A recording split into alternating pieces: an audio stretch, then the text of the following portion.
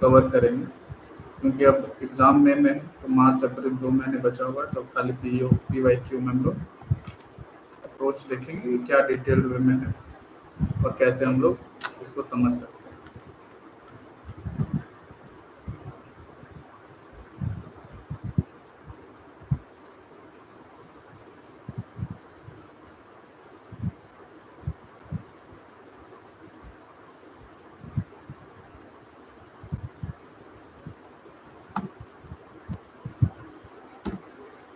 तो ये पहला सवाल है डिलिमिटेशन कमीशंस के द्वारा कि how many delimitation commissions have been constituted by the government of India till दिसंबर।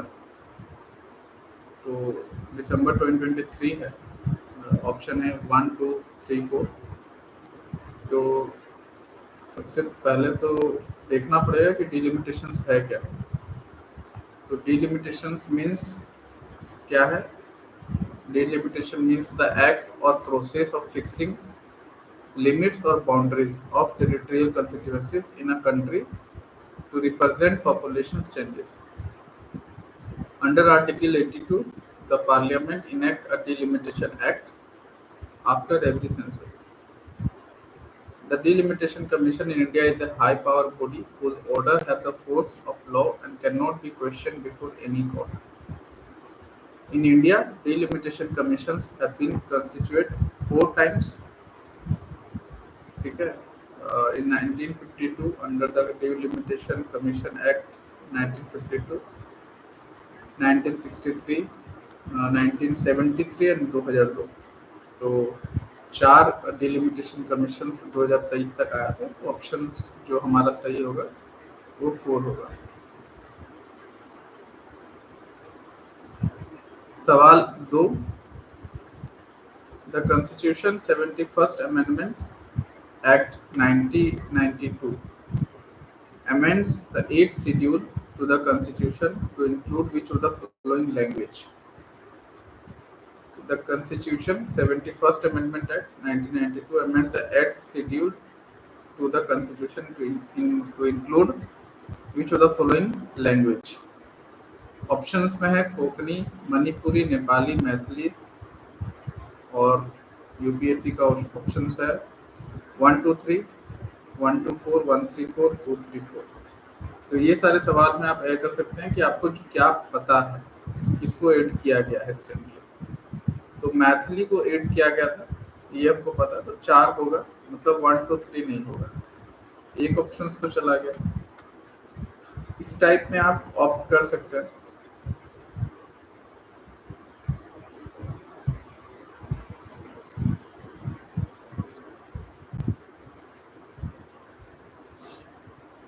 अब देखिए इसका एक्सप्लेनेशन दिया हुआ है, एट शेड्यूल्ड है क्या? Italy is the official language of the Republic of India. Part 17 of the Indian Constitution deals with the official language in Article 343 to 351. Official language part 17 में दिया गया 343 से 351 के बीच 8 जो हमारा 8 शेड्यूल है। The 8th schedule of the constitution specifies 22 languages. ठीक है, 22 लैंग्वेजेस। ओरिजिनली 14 लैंग्वेज, मतलब जो स्टार्टिंग में जब संविधान बना था उसमें 14 लैंग्वेज था, अब 22 लैंग्वेज है। दीज आर असमी, बंगाली, बोडो, डोगरी, गुजराती, हिंदी, कन्नड़, कश्मीरी, कोंकणी, मैथिली, मलयालम, मणिपुरी, मराठी, नेपाली, उड़िया, पंजाबी, संस्कृत, संथाली, सिंधी, तमिल, तेलुगु और उर्दू। अब ये सवाल पूछ रहा है, फिर से सवाल की ओर आते हैं कि 71st अमेंडमेंट एक्ट 1992 में इनमें से कौन सा लैंग्वेज को, मतलब जो अमेंड हुआ है, कौन से लैंग्वेज इसमें से इंक्लूड किया गया है? तो सिंधी वाज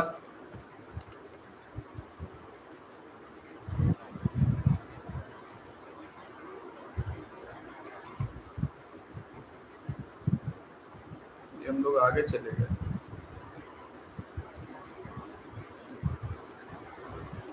तो ये जो हमारा था, Sindhi was added by the 21st amendment act 1967। Konkani, Manipuri and Nepali were added by the 71st Amendment Act of 1992. तो कोंकणी, मणिपुरी और नेपाली को ऐड किया गया, तो आंसर जो हमारा होगा ए होगा 1 2 3। मैथिली को नहीं ऐड किया गया, मैथिली को पहले ऐड किया गया था। ठीक है, तो बहुत आसान सा सवाल था, और जिनको ये पता होगा कि मैथिली तो पहले ऐड हुआ है, इसका मतलब 1 2 3 आंसर होगा, तो 1 2 3 दिया गया।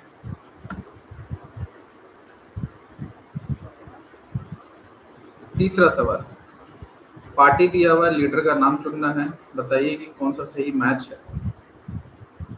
पहला Bharatiya Jansangh doctor Shyama Prasad Mukherjee Socialist Party, C Rajagopalachari Congress for Democracy Jagjivan Ram Swatantra Party आचार्य नरेंद्र देव। तो इसमें से कितना सही है, एक सही है, दो सही है, तीन सही है या सब सही है। तो भारतीय जनसंघ जो कि 1951 में श्यामा प्रसाद मुखर्जी के द्वारा फाउंडेड हुआ था, तो पहला जो है वो सही है। दूसरा, जयप्रकाश नारायण, राम मनोहर लोहिया और आचार्य नरेंद्र देव जो कि प्रोमिनेंट लीडर थे सोशलिस्ट पार्टी का। तो दूसरा जो हमारा यहाँ पर क्वेश्चन पूछा गया तो सी राजगोपालाचारी, तो ये गलत है। ठीक है। तीसरा, सोशलिस्ट पार्टी में जो हमारे प्रोमिनेंट लीडर्स थे जयप्रकाश नारायण, राम मनोहर लोहिया और आचार्य नरेंद्र देव। तीसरा, ये दूसरा ऑप्शन 2 नंबर तो गलत हो गया।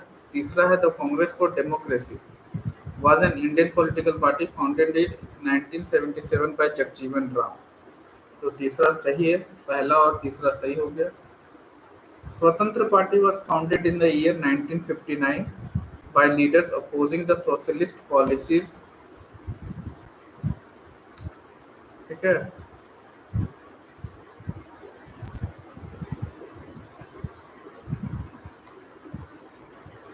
स्वतंत्र पार्टी जो है हमारा फाउंडेड है ईयर 1959 में, leaders opposing the socialist policies of Congress government. Some of the prominent leaders of the time, including C. Rajagopalachari, Meenu Masani, and Angie Ranga, collaborated to form a liberal conservative party. The party stood for market-based economy and the dismantling of the license Raj. Hence, pair 4 is not correctly matched. तो चौथा और दूसरा और चौथा सही नहीं है, तो दो सही है। तो हमारा जो सही जवाब होगा बी होगा, ओनली 2 होगा। ठीक है, ये चौथा सवाल है।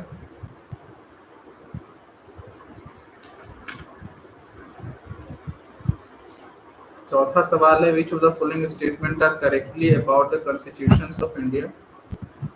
ठीक है, which of the following statement are correctly correct about the constitution of India. भारत के संविधान के बारे में इसमें से कौन सा जो स्टेटमेंट है वो सही है। नीचे कोड में दिया हुआ 1 2 सही है, 2 3 सही है, 1 3 सही और 1 2 3 सही है।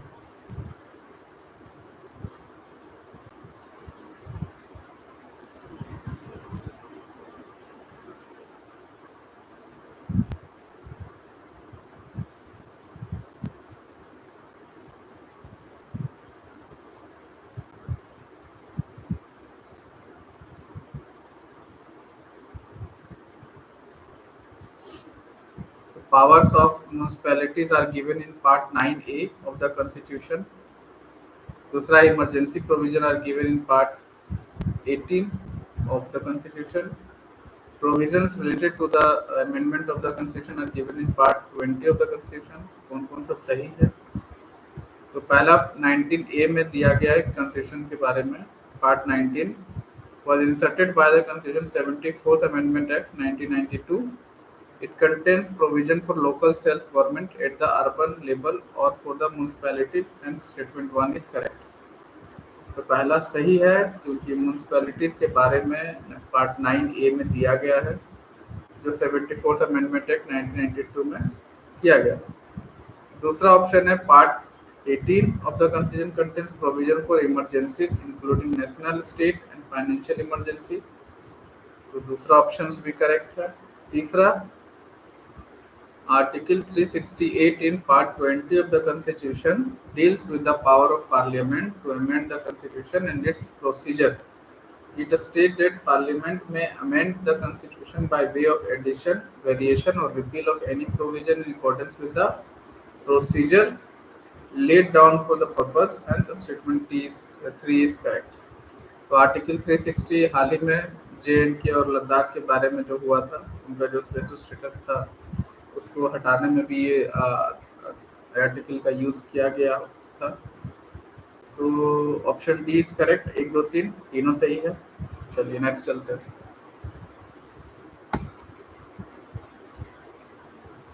Which of the following statement is correct as per the Constitution of India?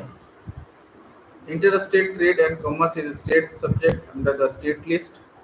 अब देखिए स्टेट लिस्ट, यूनियन लिस्ट और कंकरेंट लिस्ट का ये सवाल आया हुआ है। तो जिनको पता होगा कि स्टेट लिस्ट में क्या आता है, सेंट्रल लिस्ट में क्या आता है, कंकरेंट में क्या होता है, तो वो सवाल का जवाब आसानी से दे सकते हैं। हाँ, तो जैसे इंटरस्टेट ट्रेड एंड कॉमर्स, ये state subject in the state list. देखिए ट्रेड एंड कॉमर्स जो कि दिया गया स्टेट सब्जेक्ट के अंदर आता है, तो ये गलत है।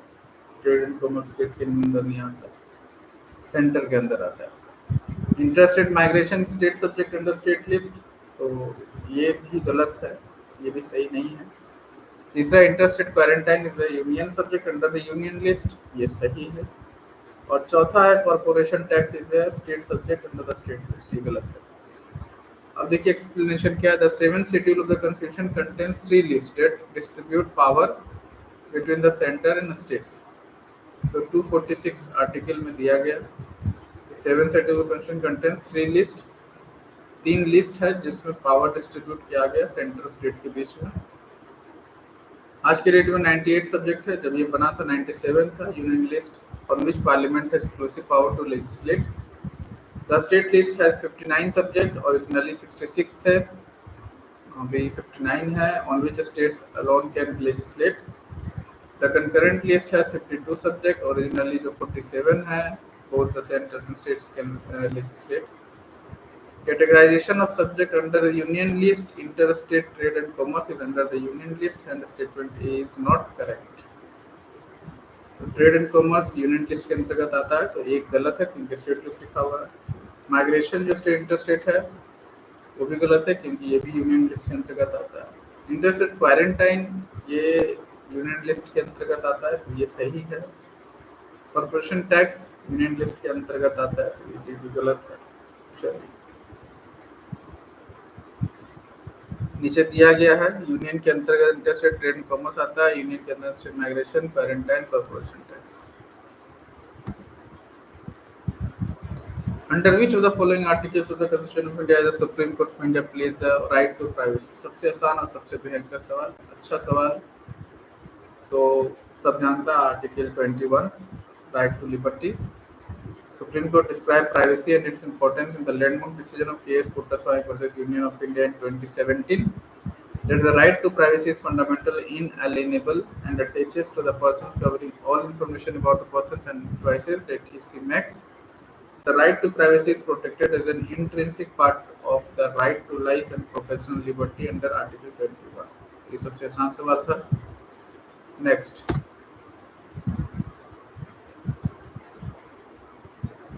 What are the duties of the Chief of Defence Staff as head of the Department of Military Affairs? अब बहुत सारे लोगों को ये चीज़ पता नहीं होगा। पहला तो permanent chair of chief of staff committee, exercise military command over the 3 services chief, principal military adviser defence minister on all tri service matter. 1 number तो लग रहा है, तो 1, 1, 2, 3 जगह है, 1, 2, 3, 1, 2 और 1, 3। अब बताना है, तीसरा तो नहीं होना चाहिए। चलिए देखते हैं, तीसरा होगा, दूसरा नहीं होना चाहिए कि नहीं। तो चीफ ऑफ डिफेंस स्टाफ, इसका जो क्रिएशन है 2001 रिकमेंडेड किया गया था ग्रुप ऑफ मिनिस्टर्स के द्वारा, ठीक है। कारगिल रिव्यू कमेटी 1999 रिपोर्ट के अनुसार जो सीडीएस का पोस्ट है स्टेबलाइज से रिकमेंडेशन किया था Shekatkar committee headed by lieutenant general DV Shekatkar, जो भी रिटायर्ड है। ड्यूटीज दिया गया क्या क्या इनके अंतर्गत, तो ये फंक्शन करते हैं permanent chairman of chief of staff committee, तो पहला सही है। दूसरा है ये एक्सरसाइज नहीं करवा सकते मिलिट्री के, तीनों जो सर्विसेज हैं वो नहीं, ये कोऑर्डिनेशन करते हैं, जॉइंट ऑपरेशंस हो सकता है लेकिन एक्सरसाइज नहीं हो सकता। तीसरा है कि प्रिंसिपल मिलिट्री एडवाइजर है ऑनरेबल रक्षा मंत्री के द्वारा और ट्राई सर्विसेज में, मतलब वो तीनों जो डिफेंस के हेड हैं, तीनों आर्मी नेवी और एयरफोर्स के हेड जो होते हैं वो इनको सब रिपोर्ट करते हैं सीडीएस को, और सीडीएस रिपोर्ट करते हैं रक्षा मंत्री को। To be member of defence acquisition council chaired by honourable रक्षा मंत्री, तो डी इज करेक्ट, 1 और 3 सही है।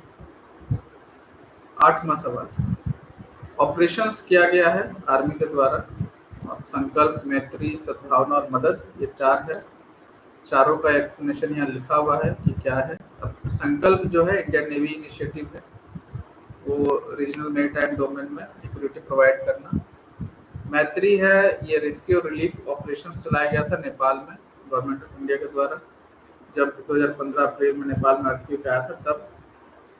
सद्भावना जो है एक ह्यूमैनिटेरियन इनिशिएटिव है Indian army aimed at improving the social and economic conditions of people of remote areas through various, ये सारी चीज़ें हैं, ह्यूमैनिटेरियन इनिशिएटिव है। चौथा है ऑपरेशंस मदद, तो ये disaster relief operations undertaken by the Indian arm force in the aftermath of 2004 Indian ocean tsunami. तो 4 ऑप्शन है, चारों का एक्सप्लेनेशन दिया गया, सब कुछ क्लियर हो गया। संकल्प क्या है, मैत्री क्या, सद्भावना क्या, मदद क्या। संकल्प जो चलाया गया था वो रीजनल मेरीटाइम को सिक्योर करने के लिए। मैत्री है जो अप्रैल 2015 में नेपाल में अर्थक्वेक आया उसके लिए चलाया गया था। सद्भावना ह्यूमैनिटेरियन इनिशिएटिव है इंडियन आर्मी का, ताकि सोशल इकोनॉमिक कंडीशंस बेहतर हो सके रिमोट एरियाज में। और लास्ट है ऑपरेशन मदद, जो कि 2004 में जो इंडियन ओशन में सुनामी आया था उसके बाद इंडियन आर्म फोर्सेस ने ये ऑपरेशन किया। The longest border between any two countries in the world is between Canada, United States, Chile, Argentina, Chile, China and India, Kazakhstan and Russian Federation। तो सबसे ज़्यादा जो बड़ा बॉर्डर है कनाडा और यूनाइटेड स्टेट्स का है 8,890 किलोमीटर का, तो ये पहला तो सही है। रशिया कजाकिस्तान का जो बॉर्डर है वो करीबन 6,846 का है। चिली और अर्जेंटीना का बॉर्डर 5,308 का है। और इंडिया चाइना का जो बॉर्डर है 3,488 किलोमीटर का है। सबसे ज़्यादा जो है वो इंडिया बांग्लादेश का है, सबसे नंबर जो बॉर्डर शेयरिंग है। 10 नंबर जो है, which of the following statement about the ethics committee in the Lok Sabha are correct. अब इथिक्स कमिटी है लोकसभा का, इसमें कौन सा सही है वो जानना जरूरी है। तो इथिक्स कमिटी में initially it was an ad hoc committee, only a member of the Lok Sabha can make a complaint relating to unethical conduct of member of the Lok Sabha. This committee cannot take up any matter sub judice. Select the answer using the code given below 1 2 2 3 1 3 1 2 3। चलिए ethics committee के बारे में पढ़ते हैं थोड़ा सा। ये committee Rajya Sabha 1997 में बनाया गया था, लोकसभा में 2000 में लाया गया। ये कोड ऑफ कंडक्ट को इन्फोर्सेस है कोड ऑफ कंडक्ट, इसमें मेंबर ऑफ पार्लियामेंट में ये एग्जामिन करता है कोई भी मिसकंडक्ट या रिकमेंडेड प्रिपरेशन एक्शंस के लिए। It engage in maintaining discipline और डेकोरम इन पार्लियामेंट, किसी भी तरीके का कोई अभद्र व्यवहार ना हो, इसकी वजह से हर चीज़ का एक डिसिप्लिन होता है। It is the only committee that probes lay citizens complain against law makers of Lok Sabha. History क्या है एथिक्स कमेटी का लोकसभा में? In the case of Lok Sabha study group of House Committee of in privilege after visiting Australia, UK and US 1997 to look at practice pertaining to the conduct of ethics in the legislature, recommended the constitution of ethics committee, but it could not taken up by Lok Sabha. The committee of privilege finally recommended the constitution of ethics committee during 13th Lok Sabha. The late speaker G. M.C. Balayogi considered ad hoc ethics committee in 2000, which became a permanent part of the House only in 2015. Statement 1 is correct. तो 1 और 2 सही है, तीसरा गलत।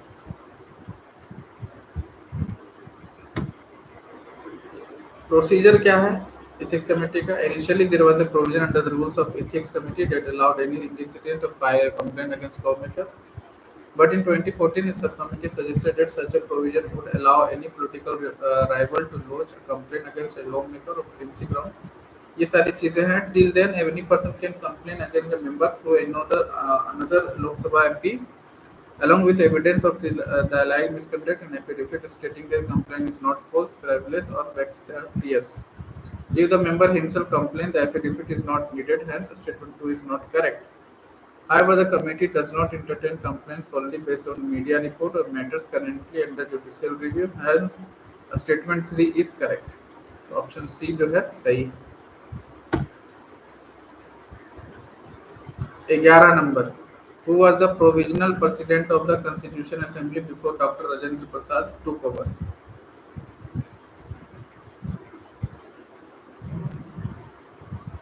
देखिए, जो constituent assembly जो पहला हुआ था 9 दिसंबर 1946 में हुआ था। मुस्लिम लीग जो थे इसके बैकवर्ड किया सेशन को, क्योंकि उन्होंने उनको पाकिस्तान चाहिए था और अभी पाकिस्तान क्रिकेट में हार गया। बहुत बढ़िया हुआ। As a result only 211 member attend किए थे, जिसमें डॉक्टर सच्चिदानंद सिन्हा जो सबसे ओल्डेस्ट मेंबर थे उनको चूज किया गया एज ए टेम्पररी प्रेसिडेंट, जो कि फ्रेंच कस्टम्स के अनुसार किया जाता है। Subsequently, Dr. Rajendra Prasad was elected as the President of the Assembly, while S.C. Mukherjee and V.T. Krishnamachari were elected as Vice President, giving the Assembly 2 Vice Presidents. 12 number. With reference to the Government of India Act 1935, consider the following statement. It provides for the establishment of all India Federation based on the Union of British India Province and State. Defence and foreign affairs were kept under the control of the Federal Legislature. Which of the statement given above is are correct? कौन सा सही है? Government of India 1935, ये आपको historical background M Laxmikant में मिल जाएगा। It provides for the establishment of all India Federation province legislatures as units, hence statement 1 is correct. तो एक तो सही है। क्या सही है? It provided for the establishment of all India Federation based on the Union of British India province and princely state. It introduced backup in 6 out of 11 provinces. ये भी ठीक है।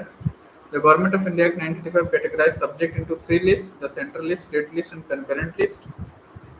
ठीक है, इसी एक्ट के द्वारा 3 को बांटा गया। सेंट्रल में कौन कौन सा लिस्ट होगा, स्टेट में कौन सा, कंकरेंट का कौन सा। द फेडरल, जिसको सेंट्रल भी कहा जाता है, उस लिस्ट में पहले 59 आइटम्स थे, जैसे कि फॉरेन अफेयर्स आ गया, डिफेंस आ गया, फाइनेंस आ गया, रेलवे, करेंसी एंड प्रेस आ गया। इसमें से दूसरा भी सही है। स्टेट लिस्ट में 54 आइटम्स से, बाकी अब देख सकते हैं क्या क्या एजुकेशन है, मेडिसिन, एग्रीकल्चर है, लॉ एंड ऑर्डर है, लोकल गवर्नमेंट है। कंकरेंट में आ गया आपका electricity, marriage, divorce, labour, criminal law, और रिमेनिंग जो सब्जेक्ट्स बच गया वो governor general under residual powers के अनुसार उनको दिया गया, जो कि सी इज करेक्ट। तो बोथ 1 एंड 2। चलते हैं 13वां क्वेश्चन की और ये कहाँ लिखा हुआ है? लिखा हुआ है the following was a work attributed to playwright Bhasa. Bhasa तो भाषा एक संस्कृत ड्रामेटिक्स है। Many of his complete plays have been discovered. He wrote 5 plays based on Mahabharata episode like Madhyama, Vyayoga, योगा, Pancharatra, Duta Vakyam, Duta Ghatotkacham, Karnabharam, Urubhangam. Hence option C is correct. ये हमको सवाल का जवाब खुद नहीं पता था, एक्सप्लेनेशन है, देख रहा हूँ। ऑप्शन सी जो है करेक्ट है। मध्यम वियोग भाषा जो है वो किसका प्ले राइट किन्होंने किया था? मध्यम वियोग। Hama was a scholar presumably of the 7th century who dealt with Sanskrit poetics, who is believed to have composed a Sanskrit Kavya Lankara, was a contemporary of Dandin. The rules regarding performance, acting, gestures, stage directions, and acting have been instituted in Nitya Shastra by Bharata.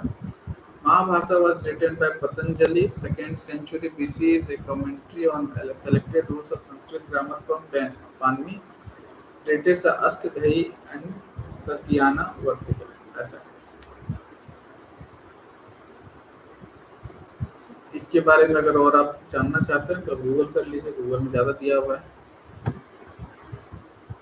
चौथा 14th number का जो सवाल है, Sanghabhuti, Indian Buddhist monk who traveled to China at the end of the 4th century AD, was the author of commentary on Prajnan Paramita Sutra, Visuddhimagga, Sarvastivada Vinaya सेन, ललित विस्तारा। तो Sarvastivada Vinaya, the complete Sarvastivada Vinaya is extant in Chinese Buddhist canon. It is early history. The Sarvastivada vinaya was the most common Vinaya tradition in China. Sanghbhuti is the author of commentary on the Sarvaswita Vinaya, and option C is correct. जो Buddhist संघभूति थे, संघभूति जो है an Indian Buddhist monk who traveled to China at the end of the 4th century was the author of commentary को मतलब संघभूति जो है वो क्या लिखे थे तो सर्वस्ति विधा विनायास्य ऐसा है। और पहला ऑप्शन जो था तो हमारा प्रजनन प्रमिता सूत्र, ये अमोंग ओल्डेस्ट महायान सूत्र है जो कि महायान बुद्धिस्ट फिलोसफी के बेस है।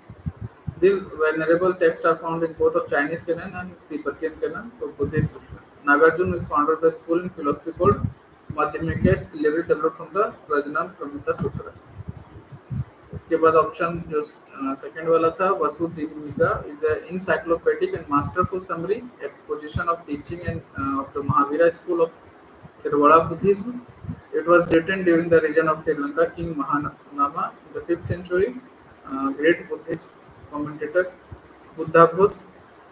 उसके बाद ललित विस्तारा, ललित संस्कृत बुद्धिस्ट टेक्स्ट है, great importance apart from being a biography of Buddha. अच्छा, ये ललित विस्तारा जो है ये बायोग्राफी ऑफ बुद्धा भी है, originally of the Sarvastivada school of Hinayana sect. It considerable light on social culture history of India during the early centuries of Christian era. The Lalit Vistara is not a unified text nor it is composition of one author. सारे options का explanation हमने दे रखा है। ज़्यादा जानकारी के लिए ज़्यादा इसको डीप में भी पढ़ना आप चाहते हैं तो पढ़ सकते हैं एज ए नॉलेज। 15 नंबर जो सवाल है, consider following properties include in the world heritage list released by UNESCO. Shanti Niketan, Rani ki Vav, सिविल जंगल होली सर, Mahabodhi temple complex, at Bodh Gaya. 2023 में इसमें से कौन सी प्रॉपर्टीज को किया गया, एक को, दो को, तीन को या चार? देखिए भैया, शांति निकेतन जो है स्टेबलाइज रविन्द्रनाथ टैगोर जी ने किया था, जो कि एक स्कूल था art based on ancient Indian traditions in a vision unity of humanity. ठीक है, Shanti Niketan recognised by UNESCO as Indian 41 world heritage site in the year 2023। तो पहला तो शांति निकेतन में किया गया, तो पहला ऑप्शन सही है। Rani ki Vav on the banks of Saraswati river was initially built as memorial to king in 11th century. ये 32वां वर्ल्ड हेरिटेज साइट है, जो 2014 में स्टेटमेंट 2 इज नॉट करेक्ट, तो दूसरा भी गलत है। उसके बाद जो एक्सप्लेनेशन है होयसाला स्टाइल कॉम्प्लेक्स कर्नाटका, इसको भी दूसरा भी सही है, दो सही हो गया। और ये गलत है क्योंकि महाबोधि जो है वो 23वां वर्ल्ड हेरिटेज साइट है जो कि 2002 में किया गया था। तो दो ऑप्शन सही है, होयसाला और एक पहला जो था शांति निकेतन। ये 16 नंबर सवाल है, इस पर आर्टिकल 368, इससे पहले भी हम लोग 368 पढ़ रहे थे। पार्लियामेंट के पास पावर है एडिशन, सब्ट्रैक्शन और रिपील करने का। ठीक है, तो 1, 2, 3 सही सवाल है। तो आप देख सकते हैं कि एक इस आर्टिकल 368 पर 2024 के यूपीसीएस में यूपीएससी ने सवाल पूछा है आर्टिकल 368 के ऊपर। तो ये पार्लियामेंट को दिया गया है पावर कि आप एडिशन, वेरिएशन, रिपील कर सकते हैं, जो कि पार्ट 20 में है। कॉन्स्टिट्यूशन बताता है पावर ऑफ पार्लियामेंट के बारे में, कॉन्स्टिट्यूशन को प्रोसीजर्स किस तरीके से आप अमेंड कर सकते हैं, उसके प्रोसीजर्स क्या क्या है। पार्लियामेंट में amend the constitution by way of addition, variation और repeal of any provision in accordance with the procedure laid down for the purpose. देखो, इसमें ये भी बताया गया कि parliament can amend the provision of the constitution. Constitution, संविधान के प्रोविजंस को पार्लियामेंट अमेंड कर सकता है, लेकिन जो हमारा बेसिक स्ट्रक्चर है उसको डिस्ट्रॉय नहीं कर सकता। ये सुप्रीम कोर्ट का जो एक रूल था केशवानंद भारती केस 1973 में दिया गया था। तो डी करेक्ट है, 1, 2, 3। 17 नंबर सवाल है, consider the following countries, Italy, Japan, Nigeria, south Korea, south Africa. सवाल है कि इसमें से कौन से कंट्रीज में मीडिया के mention in the media for their low birth rate और एजिंग पॉपुलेशन, डिक्लाइनिंग पॉपुलेशन, यहाँ पर बच्चों का जो जन्म है वो कम है। तो एक्सप्लेनेशन क्या है कि इटली, जापान, साउथ कोरिया में बहुत सारे लो बर्थ रेट है और यहाँ की जो पॉपुलेशन धीरे डिक्लाइन मोड पर है। यहाँ साउथ कोरिया का जो फर्टिलिटी रेट है दुनिया में सबसे कम है। with UN warning in 2021 that South Korea was on track to half its population by किस, और ये यूएन का एक रिपोर्ट है जिसमें साउथ कोरिया को ये बताया गया है कि अगर इस तरीके से चलता रहा तो 2100 ईयर में, मतलब अभी 2021 चल रहा है, 2100 ईयर में ये जो साउथ कोरिया का जो पॉपुलेशन है वो आधा हो जाएगा। तो 0.4 इज करेक्ट, साउथ कोरिया बिल्कुल सही जवाब है। तो 4 इसमें से आ गया, तो 4 बी और डी तो निकल गया ऐसे ही। जापान भी डेमोग्राफिक चैलेंज से फेस कर रहा है, इसका भी लो बर्थ रेट है, ठीक है, और 2 भी सही है, तो 1, 4 और 2 सही है, मतलब साउथ कोरिया और जापान सही हो गया है, ठीक है। अब जैसे कि ऑप्शन में देखिएगा बी और डी तो नहीं होगा, जापान साउथ कोरिया सबको पता था ये हो जाएगा। अब सवाल है ए और सी, 1 2 4 2 और 4, तो कौन सा सही होगा। नेक्स्ट, इटली का बर्थ रेट बहुत ज़्यादा गिर गया है, जो 15वां जो हमारा साल है उसमें भी, तो 1 भी करेक्ट है, मतलब 1 2 4 इटली, जापान और साउथ कोरिया सही हो गया। बाकी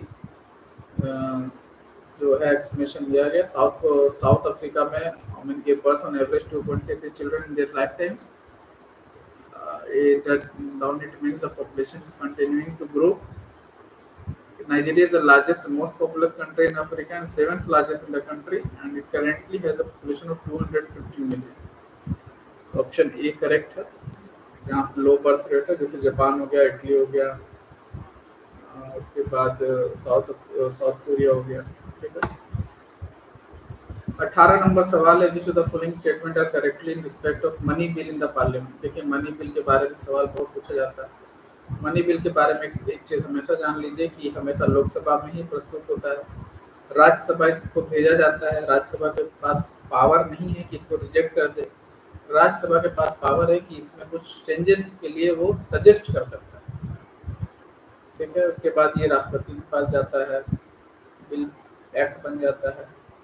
तो यहाँ पर दिया गया है कि article 109 of constitution mention special procedure respect of money bill, तो जो पहला है वो सही है। दूसरा है money bill must be introduce in the Lok Sabha, ठीक है। और तो दूसरा जो ऑप्शन है वो भी सही है, money bill shall not be introduce in the council of states.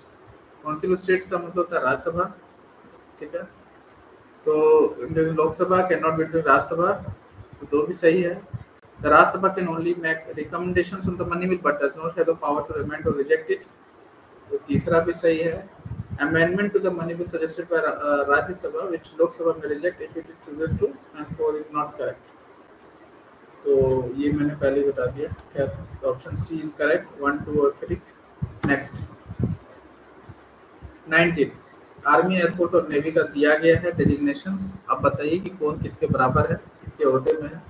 मतलब यूँ समझे कि एसपी के बराबर दिया गया है एक कांस्टेबल को, और कांस्टेबल के बराबर दिया गया एक डीजीपी को, तो वही बताना है कि कौन कौन बराबर है। जैसे ब्रिगेडियर आर्मी में जो रैंक है, एयरफोर्स का एयर कमोडोर क्या सेम रैंक का होता है, नेवी का क्या कमांडर सेम रैंक का होता है, तो ये सारी चीज़ें हैं। तो मैं आपको ये बता दूं कि ब्रिगेडियर के बराबर एयर कमोडोर नहीं होता, एयर कमोडोर थोड़ा ऊपर होता है, कमांडर थोड़ा सा नीचे होता है, मेजर जनरल थोड़ा ऊपर होता है, एयर वाइस मार्शल थोड़ा ऊपर होता है, वाइस एडमिरल थोड़ा नीचे होता है।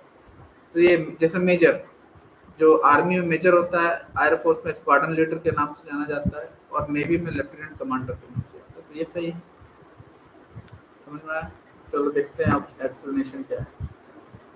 ब्रिगेडियर आर्मी में और एयरफोर्स में एयर कोमोडोर, नेवी में कोमोडोर, कमांडर नहीं कोमोडोर। मेजर जनरल आर्मी में एयर वाइस मार्शल आपका एयरफोर्स में, और रियर एडमिरल,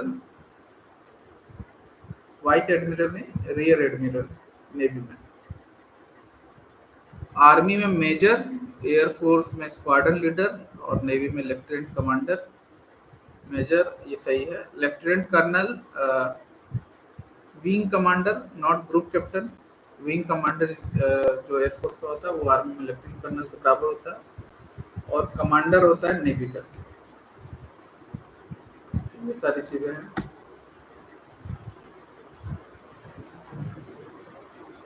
20वां सवाल, NEC नॉर्थ ईस्टर्न काउंसिल, जो कि नॉर्थ ईस्टर्न काउंसिल एक्ट 1971 के द्वारा स्थापित किया गया था। अभी इसमें अमेंडमेंट हुआ है 2002 में। तो council comprises of the following member.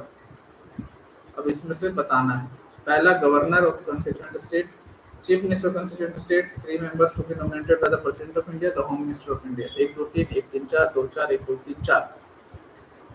अब इसके बारे में हमको तो एकदम नॉलेज नहीं है, तो हमको एक्सप्लेनेशन देखना पड़ेगा। क्या है explanation? According to the North Eastern Council Amendment Act 2002, following shall be the composition of the council.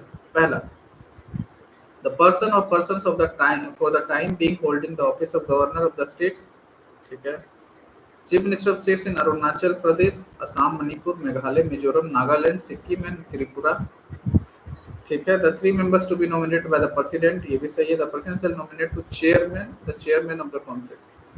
President 3 member को नॉमिनेट भी कर सकता है। प्रेसिडेंट जो है चेयरमैन को नॉमिनेट करेगा, कर सकता है, ठीक है। और person time being holding the office of the governor, जो कि गवर्नर का ऑफिस में होल्ड कर रहे हैं जो लोग स्टेट्स के बारे में, वो भी सही है। ए इज करेक्ट, ठीक है। Thank you. 20 सवाल खत्म, और नेक्स्ट पार्ट में फिर हम लोग करेंगे 20 सवाल। अच्छा लगा तो ठीक, नहीं अच्छा लगा तो सजेशन आप कर दे सकते हैं, क्योंकि ज़रूरी नहीं कि सबको अच्छा लगे। चलिए बाय।